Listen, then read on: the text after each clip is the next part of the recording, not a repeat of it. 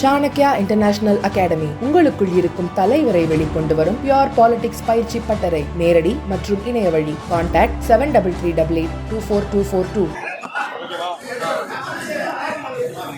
இந்தியாவிலேயே பட்டியல் சமூக மக்கள் மிக குறைவாக நிலம் வைத்திருக்கிற மாநிலமாக தமிழ்நாடு இருக்கிறது.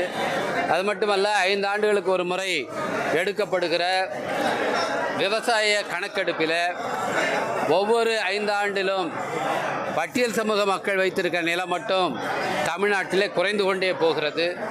இதற்கு காரணம், இவர்களுக்கு உரிமையான நிலங்கள் மீட்கப்பட்டு அவர்களுக்கு ஒப்படைக்கப்படாததுதான். எனவே மாண்புமிகு தமிழ்நாடு முதலமைச்சர் அவர்கள் பட்டியல் சமூக மக்களுக்கு உரிமையான பஞ்சமி நிலங்களை மீட்டெடுத்து உரிய தகுதியானவர்களுக்கு ஒப்படைக்க வேண்டும் என்று வலியுறுத்துகிறோம். அந்த கோரிக்கையின் அடிப்படையிலே இன்றைக்கு இடதுசாரி கட்சி தலைவர்களும் இந்த கருத்தரங்கிலே பங்கேற்று அதை வலியுறுத்தி இருக்கிறார்கள். இதை மாண்புமிகு முதலமைச்சர் அவர்கள் கவனத்திலே கொள்ள வேண்டும் என்று கேட்டுக்கொள்கிறோம்.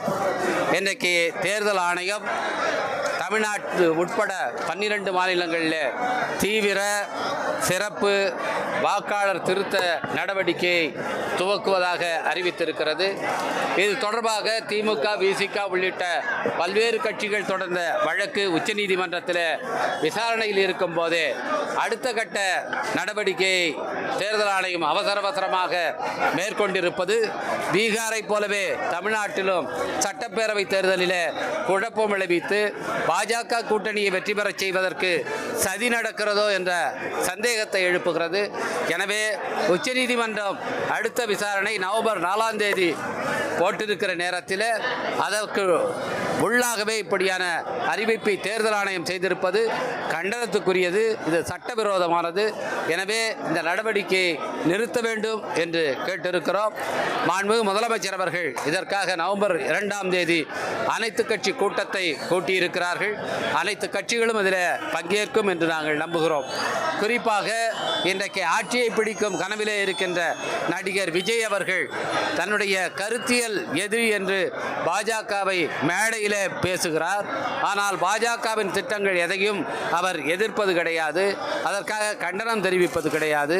இன்றைக்கு இந்த சிறப்பு தீவிர வாக்காளர் பட்டியல் திருத்த நடவடிக்கையும் அனைத்து கட்சிகளும் எதிர்த்து கொண்டிருக்கிற நேரத்தில், இந்தியா முழுவதும் இதற்காக எதிர்ப்பு கிளம்பி இருக்கிற நேரத்தில் விஜய் அவர்கள் இதை பற்றி என்ன சொல்லுகிறார்?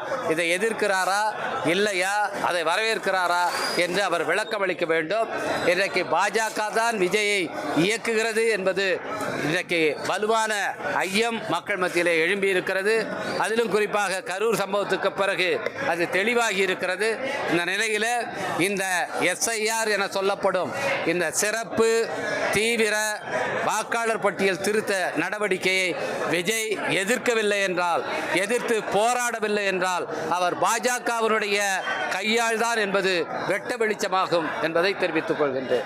சார், பஞ்சமி நிலம் குறித்து பார்த்தீங்கன்னா சார் போராட்டம் நடத்துங்க, அடுத்து ஏதாவது ஆர்ப்பாட்டத்தில் ஈடுபட வாய்ப்பு இருக்குங்களா? முரசொலி அது மாதிரி பஞ்சமி நிலம் அது குறித்து ஏதாவது முரசொலி தொடர்பாக ஏற்கனவே நீதிமன்றம் அதை தெளிவாக சொல்லிவிட்டார்கள். இது ஒரு அவதூறு பிரச்சாரம். அது ஏற்கனவே விளக்கம் அளிக்கப்பட்டு விட்டது. ஆனால் தமிழ்நாடு முழுவதும் 2.5 லட்சம் ஏக்கர் நிலம் கண்டறிக்கப்பட்டதாக தமிழ்நாடு அரசு சார்பில் அதிமுக ஆட்சி காலத்தில் சொல்லப்பட்டது.